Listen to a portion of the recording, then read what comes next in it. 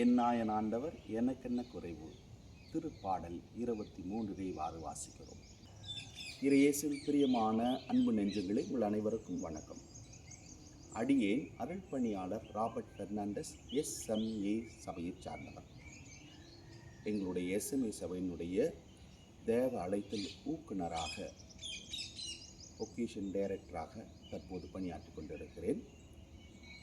SMA என்றால் society of African Nations, அதாவது ஆப்பிரிக்க மறை போதக சபை. இந்த சபையினுடைய தலைவரும் கோவை மறை மாவட்டத்தின் முதல் ஆயரும் ஒருவரே. அவருடைய பெயர் வணக்கத்துக்குரிய மெல்கியோர் மரியன் பிரேசியாக். இவர் பிரான்ஸ் நாட்டை சார்ந்தவர். இந்தியாவிலே 12 ஆண்டுகள் மறைபரப்பு பணியாளராக பணியாற்றியவர். அவருடைய வாழ்க்கை வரலாறை பகிர்ந்து கொள்ள நம்முடைய SMA சபையை சார்ந்த அருள்பணியாளர் டோம்னிக் சுகராஜ் அவருடைய பகிர்வுக்கு உங்களை அன்போடு அழைக்கிறேன். உலகில் இருக்கிற எல்லா மறைபரப்பு பணியாளருக்காக ஜெபியுங்கள். ஏனென்றால் மறைபரப்பு பணி வளர வேண்டும். அதன் வழியாக திருச்சபையும் உலக மாந்தர் அனைவரும் மீட்பிலே இணைய வேண்டும் என்பதை இறைவனுடைய திட்டம். எனவேதான் நம் ஆண்டவரும் நம் மீட்பருமான இயேசு கிறிஸ்து தம் சீடர்களுக்கு இந்த கட்டளை விட்டு செல்லுகிறார். உலகெங்கும் சென்று படைப்பிற்கு நற்செய்தி அறிவியுங்கள். தந்தை, மகன், தூய ஆவியால் திருமுழுக்கு கொடுங்கள். அனைவரும் மீட்பு பெறுவர் என்று நமக்கு கற்றுத் தந்திருக்கிறார். அதன் அடிப்படையிலே இப்பொழுது என் சபையினுடைய தலைவரை பற்றியும் என் சபையினுடைய வரலாறை பற்றியும் அறிந்து கொள்ள உங்களை அன்போடு அழைக்கிறோம். வணக்கத்திற்குரிய மெல்கியோர் மரியன் பிரேசியாக் என்ற மறைபணியாளரை பற்றிய ஒரு சில தரவுகளை உங்களோடு பகிர்ந்து கொள்ள ஆசைப்படுகிறேன். மெல்கியோர் மரியன் பிரேசியாக் என்பவர் பிரான்ஸ் நாட்டில் உள்ள காஸ்லாண்ட்ரி என்ற கிராமத்திலே 1813 ஆண்டு டிசம்பர் மாதம் 2ஆம் தேதி பிறந்தவர். உயர்குடியில் பிறந்த இவர் செல்வ செழிப்போடு இருந்ததால் தன் ஆரம்ப கால கல்வியை தன் வீட்டிலேயே தன் தந்தையால் கற்பிக்கப்பட்டு பெற்றுக்கொண்டார். அதற்கு பிற்பாடு தன்னுடைய 19வது அகவையிலே 1832 கார்கசோன் என்ற இடத்தில் உள்ள இளங்குரு மடத்திலே சேர்ந்து மறைமாவட்ட குருவாக ஆகுவதற்காக தன்னையே தயாரித்திருக்கிறார். அதன் பிற்பாடு 1834ஆம் ஆண்டு பிரான்ஸ் நாட்டில் உள்ள உயர் குருமடத்திலே சேர்ந்து இறையியல் கல்வியை கற்று அவருடைய மறைமாவட்ட குருவாகவே அருட்பொழிவு செய்யப்படுகின்றார். 1838ஆம் ஆண்டு டிசம்பர் மாதம் 22ஆம் தேதி குருவாக அருட்பொழிவு செய்யப்பட்டு தன் சொந்த பங்கிலேயே, தாய் பங்கிலேயே, புனித மைக்கேல் ஆலயத்திலேயே உதவி குருவாக நியமிக்கப்படுகிறார். ஒரு 3 ஆண்டுகள் உதவி குருவாக தன் தாய் பங்கிலேயே பணி செய்து கொண்டிருந்த பொழுது வேத போதகராக அல்லது மறைபணியாளராக மாற வேண்டும் என்ற ஒரு ஆர்வம் அவர் மனதில் உதிக்கின்றது. அது அவரை தொந்தரவு செய்து கொண்டிருப்பதாக அவர் உணர்கிறார். ஒரு 3 ஆண்டுகளுக்கு பிறகு பலருடைய அனுமதிகளை பெற்று தன் தந்தைக்கு இது பிடிக்காமல் போனாலும் கூட அவருடைய அனுமதியின்றியே தனது ஊரை, தனது மறை மாவட்டத்தை விட்டு மறைபணியாளராக பிற நாடுகளுக்கு அனுப்பக்கூடிய, வேத போதகர்களை அனுப்பக்கூடிய NEP பாரிஸ் வேத போதக சபையிலே தன்னை இணைத்துக் கொள்கிறார். ஏறக்குறைய 9 மாதங்கள் அந்த சபையிலே பயிற்சி பெற்றவராக, மறைபோதகராக, மறைபணியாளராக இருக்க வேண்டியதற்கு தேவையான எல்லா ஞானத்தையும் நடைமுறைகளையும் கற்றுக்கொண்டு 1842ஆம் ஆண்டு ஜூலை மாதம் இந்தியாவில் உள்ள பாண்டிச்சேரி என்ற இடத்திலே அவர் வந்து சேர்கின்றார். பாண்டிச்சேரியிலேயே சில காலம் தங்கி தமிழை பேச கற்றுக்கொள்கிறார். அதன் பிறகு எம்இபி சபையை சார்ந்தவர்கள் அவரை தமிழ்நாட்டில் உள்ள சேலம் என்ற இடத்தில் மறைபணியாளராக பணி செய்ய அனுப்புகிறார்கள். அவரும் அதை விரும்பி ஏற்றுக்கொண்டு சேலத்திலே சில இடங்களில் மறைபணியாளராக பணியாற்றுகின்றார். 1.5 ஆண்டு காலமே அந்த பகுதியில் மறைபணியாளராக வேலை செய்த அவர் மீண்டுமாக பாண்டிச்சேரிக்கு அழைக்கப்படுகிறார். பாண்டிச்சேரியிலே இயங்கிக் கொண்டிருந்த college seminary, saint Peter seminary என்று சொல்லுவோம், அந்த குருமடத்திற்கு அதிபராக அவர் நியமிக்கப்படுகிறார். திறமையான அதிபராக, இளம் மாணவர்களை பயிற்றுவிக்கக்கூடிய நல்ல ஆசிரியர்களாக, தல குருத்துவத்தை ஏற்படுத்த வேண்டும் என்ற ஆர்வத்திலே குரு மாணவர்களை தேர்ந்தெடுத்து அவர்களுக்கு குருக்கள் ஆகுவதற்கான பயிற்சியையும் அவருக்கு கொடுக்கின்றார். அவருடைய பயிற்சியும் அவருடைய சிந்தனைகளும் வெகுவாக கவரப்பட்டன. மீண்டுமாக ஓராண்டு காலத்திலேயே பாண்டிச்சேரியில் அதிபராக இருக்கின்ற பொழுதே அவரை கோயம்புத்தூர் மறை மாவட்டத்திற்கு விக்கர் அப்போஸ்தலிக் ஆக நியமிக்கப்படுகிறார். ஆரம்பத்தில் இந்த செய்தியை கேட்ட அவர் இதை ஏற்றுக்கொள்வதற்கு மனமில்லாமல் தயக்கத்தோடு வாழ்ந்து கொண்டிருக்கிறார்.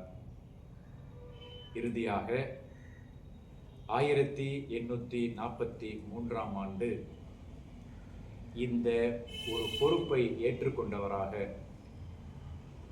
1844 ஆண்டு அக்டோபர் மாதம் கருமத்தம்பட்டியிலே அன்னையினுடைய அந்த மாதத்திலே புதிய ஆயராக, கோவை மறைமாவட்டத்தின் முதல் ஆயராக திருப்பொழிவு செய்யப்படுகிறார். 12 ஆண்டுகள் அந்த மறை மாவட்டத்திற்காக உழைத்த அவர் 12 ஆண்டுகளுக்கு பிறகு கோவை மறை மாவட்டத்தையும் தமிழ்நாட்டையும் இந்தியாவையும் விட்டு பிரான்ஸ் தேசத்திற்கு திரும்பச் செல்கின்றார். திரும்பச் செல்வதற்கு முன்பாக அவர் தலத்து குருத்துவத்தை ஏற்படுத்தியவராக கோவை மறை மாவட்டத்தில் அடிப்படை வசதிகளை, கோவை மறை மாவட்டத்திற்கென்று ஒரு பேராலயத்தை கட்ட அவர் திட்டமிடுகிறார். கருமத்தம்பட்டியில் இருந்த தலைமையகத்தை கோயம்புத்தூருக்கு மாற்றல் செய்கிறார். மற்ற குருக்களுக்கு தேவையான அடிப்படை வசதிகளையும் பங்குகளின் எண்ணிக்கையையும் அதிகரிக்க செய்கிறார். இவ்வாறு 12 வருடங்களாக இந்தியாவில் வாழ்ந்த அவர் ஒரு சில சவால்களை முன்னிட்டு, குறிப்பாக சாதியம் என்ற ஒரு கருத்தை அவர் ஏற்றுக்கொள்ள முடியாமல், தனக்கு கொடுக்கப்பட்ட ஆயர் என்ற ஒரு பொறுப்பை மனசாட்சிக்கு விரோதமாக செயல்பட விடாமல் தன்னுடைய ஆயர் பதவியை ராஜினாமா செய்கிறார்.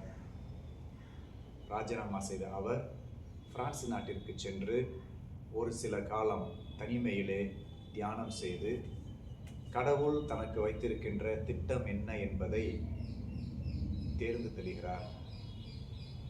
இந்த காலகட்டத்திலே ரோமைக்கு கடிதம் மூலமாக தான் ஆப்பிரிக்காவுக்கு செல்ல தயாராக இருப்பதாகவும், இதுவரை யாருமே சென்று இயேசுவை போதிக்காத இடங்களில் நான் சென்று இயேசுவை அறிவிக்க வேண்டும் என்ற மறைபணி ஆர்வம் அதிகமாக இருப்பதாகவும் சொல்லி ஆப்பிரிக்க நாட்டிற்கு மறைபணியாளராக செய்யக்கூடிய ஒரு வாய்ப்பை கேட்கின்றார். அப்பொழுது ரோமை நகரில் பொறுப்பில் உள்ளவர்கள் அனைவரும் இவருடைய இந்த ஒரு வேண்டுகோளை ஏற்று அதை பற்றி யோசித்து சிந்தித்து முடிவெடுக்க காலம் எடுத்துக் கொள்கின்றார்கள். இறுதியாக ரோமையிலே உயர்ப்பிடத்திலே உள்ள அனைத்து அலுவலர்களும் அதிகாரிகளும் கர்தினால்மார்களும் ஒன்றாக சேர்ந்து இவர் கேட்ட அந்த கோரிக்கையை ஏற்றுக்கொண்டு, அந்த வேண்டுகோளை ஏற்றுக்கொண்டு ஒரு சபையை தொடங்க மறைபணியாளர் மெல்கியோதே மரியான் பிரிசியாக் அவர்களுக்கு ஒரு உத்தரவை கொடுக்கின்றார்கள். அது லைபீரியா, சிரியலியோன் என்ற நாடுகளுக்கு மறைபோதர்களை அனுப்பக்கூடிய ஒரு சபையை ஆரம்பிக்க இவர் வேண்டுகொள்ளப்படுகிறார். அதற்காக இவர் பிரான்ஸ் நாட்டில் இருந்து கொண்டே ஆட்களையும் பொருட்செலவையும் எதிர்கொள்ள பலவிதமான குருக்களை, குருமடங்களை, மறைமாவட்டங்களை சந்தித்து அதனுடைய ஆதரவுகளை சந்தித்து ஆட்பலத்தையும் பொருட்பலத்தையும் பெறுகிறார். இப்படி சில காலம் எடுத்துக்கொண்டு கணிசமான பொருள் சேர்த்து கொண்டு ஒரு 6 பேரை தன்னுடைய சபையினுடைய உறுப்பினர்களாக தெரிந்து கொண்டு 1856ஆம் ஆண்டு டிசம்பர் 8ஆம் தேதி மாதாவினுடைய அந்த திருவிழாவிலே தன்னுடைய சபையை ஆப்பிரிக்க மறைபோதக சபை என்று சொல்லி 6 பேரோடு சேர்ந்து இவருமாக அந்த சபையை ஆரம்பிக்கின்றார்கள். அப்படி ஆரம்பிக்கின்ற சபையில் முதல் 3 சீரியலியோன் என்ற இடத்திற்கு மறைபணியாளர்களாக அனுப்பி வைக்கின்றார். இவர் தொடர்ந்து பிரான்ஸ் நாட்டிலே இருந்து கொண்டு இந்த சபையையும் அந்த 6 மறைபணியாளர்களையும் வழிநடத்தி கொண்டும் அவர்களை பராமரித்து கொண்டும் பாதுகாத்து கொண்டும் சபையினுடைய நிறுவனராக இயங்கி வருகிறார். சிறிது காலத்திற்கு பிறகு 1859இல் இவராகவே சிரியலியோன் என்ற அந்த மறைபணி தலத்திற்கு பயணம் செய்து தான் ஆயராக இருந்தாலும் அதையெல்லாம் ஒரு பொருட்டாக மதிக்காமல் சக மறைபணியாளரோடு சேர்ந்து ஒரு மறைபணியாளராக அந்த நாட்டிலே மறைபணியை செய்ய துவங்குகிறார். மறைபணி செய்ய ஆரம்பித்த சிறிது காலத்திலேயே மஞ்சள் காய்ச்சல் என்ற ஒரு கடினமான காய்ச்சலால் மற்ற மறைபணியாளர்கள் பாதிக்கப்பட்டது போல இவரும் அந்த காய்ச்சலால் பாதிக்கப்படுகிறார். அந்த காய்ச்சலால் பீடிக்கப்பட்ட இவர் விரைவிலேயே மரணமடைகிறார். 1859ஆம் ஆண்டு ஜூன் மாதம் 25ஆம் தேதி அந்த மஞ்சள் காய்ச்சலினுடைய தன்மை அதிகமான காரணத்தினால் இவர் தன் உயிரை அந்த மறைபணியிலேயே ஒரு மறைபணியாளராக, ஒரு ஆயராக சிரியலியோன் என்ற நாட்டிலே அவர் தன் உயிரை கிறிஸ்துவுக்காகவும் நற்செய்திக்காகவும் கொடுத்திருக்கிறார். அவரைத்தான் இன்றைய அகில உலக கத்தோலிக்க திரு அவையானது வெனரபுள் என்று சொல்லி வணக்கத்திற்குரிய என்ற ஒரு சிறப்பு பட்டத்தை இவருக்கு கொடுத்திருக்கின்றது. நாம் அனைவரும் சேர்ந்து இவரை புனிதராக்க தொடர்ந்து ஜெபிப்போம்.